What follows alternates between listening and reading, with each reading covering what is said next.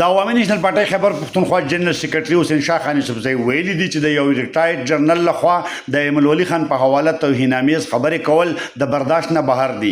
جرنیل صاحب ته معلومه وي چې د چکدرې کوزدر په شمول نورو سیمو کې د انټرنیټ نشتوال نه ولس فریادي دی.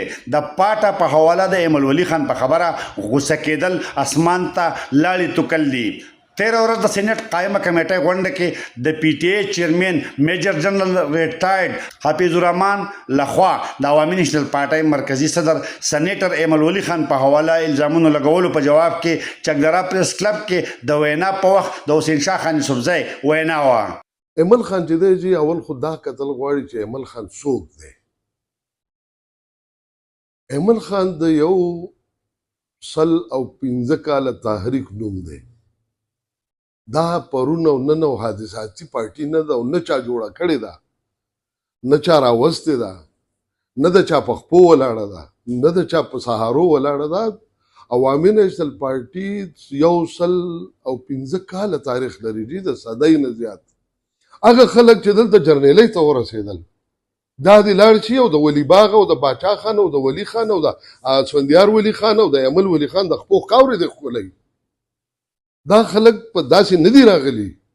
که باچا خان نه وی پاسېدلی او دا وطن نه وی جوړ شوی او پاکستان نه وی جوړ شوی دا جرنیلان مرنیلان به پکې نه وو. د سړی فاټا خبره به نه کوو، د این ایم ډیز خبره به نه کوو، د نیولی مرج ډسټرکټ خبره به نه کوو، د دې خپلې علاقې خبره کوو. دلته دا موبایل کار کوي، دلته دا موبایل چلیږي، د پی ټي ای ډارې مشر ځان ګڼي، چیرمن ځان ګڼي. دلته وائی فای کار نه کوي.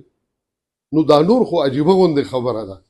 نو ایمل خان دا دروغ ویلي دي چې خانه ته چې وې چې ما دغه نه واله د کور مینه واله د باجوړه پورې ما په زرګونو دغه چې کوم دی اپټک فایبر او ما دغه خور کړی دی، ما ټاورې جوړې کړي دي، ما هلته خو ریډیو کار نه کوي. نو دا نورې قصې خو نورې دي او ټوله دنیا ته پته ده. دا خلک په غړېدلو سترګو دروغ وایي.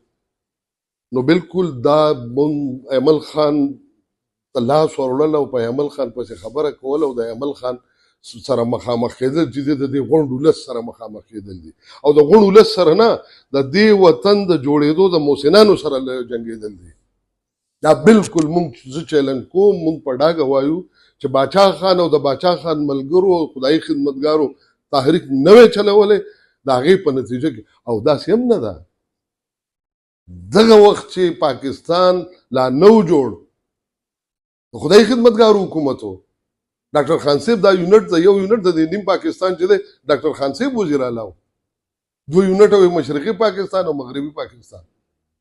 دا خدای د باچا خان مشرور د خدای خدمتګار حکومت و او هغه د پاکستان د جوړېدو سره سم چې کوم دی هغه ختم کو او ماینارټي کېنول او دا د اولې ورځې نظم سره شروع کړه. او موږ ته هغه خلک خبره کوي پاکستان د لا اله په نوم باندې جوړ شو، لا اله په نوم دی جوړ شو او وړاندې د قانون وزیر چې وو هغه د نوم جوګیندرنات منډل. پاکستان جوړ شو د شریعت وزیر دی جوګیندرنات منډل او جوګیندرنات منډل اوس خو په هندوانو کې هغه درجو والا قصې نشته، د 4مې درجې هندو اچوتو شودرو چې هغه هندوانو به وي چې د دې خبرې واورې په غوږونو کې سیکا اچوه.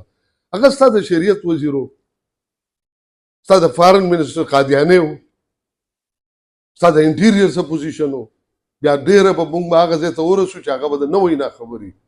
ایمل خان زموږ د پښتنو عزت دی، ایمل خان زموږ د پښتنو شامله ده، ایمل خان د 115 کاله تحریک وارث دی، د هغې امین دی، دا ټول قام ورسره ولاړ دی. او دې خلکو ته موږ دا خبره کوو چې بس ډېره وشو.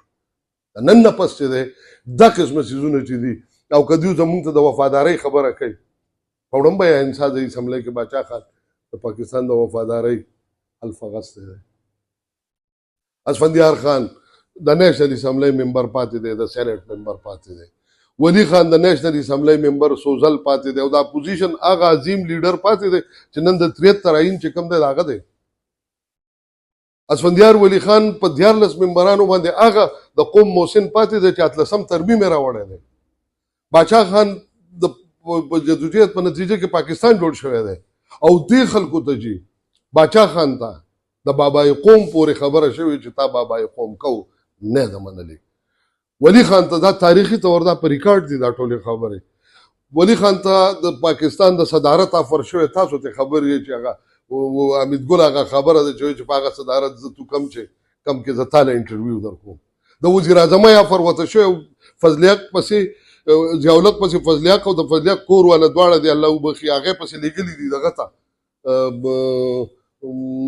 لندن ته ولایت ته پسې لیږلي چې راشه د پاکستان وزیر اعظم شاه. بیا ډېره اوږده خبره ده چې بیا ورته ولي خان څه ویلي دي، فضلیق څه ویلي دي، بیا ضیاءالحق ته کم جواب ملاو شوی. دا ټولې خبرې چې دي دا شوي دي. اسفندیار خان ته آفر یې شوي دي. زه د دې خبرې ګوایم د صدر پاکستان آفر ورته شوی دی، هغوی نه دي خرڅ شوي. دې ایمل خان ته د دنیا آفر شوی دی، نه دي خرڅ شوي. دا د دې قوم محسنان دي او دا د دې ټولو پښتنو توهین دی او موږ ټول پښتانه، بلکې زه به دا ووایم چې د دې ټولو مظلومو قومیتونو توهین دی او دا مظلوم قوتونه به پکار ده چې په پاکستان کې کینی او ځان له د خپلې لارې او د خپلې مستقبل لپاره فیصلې وکړي.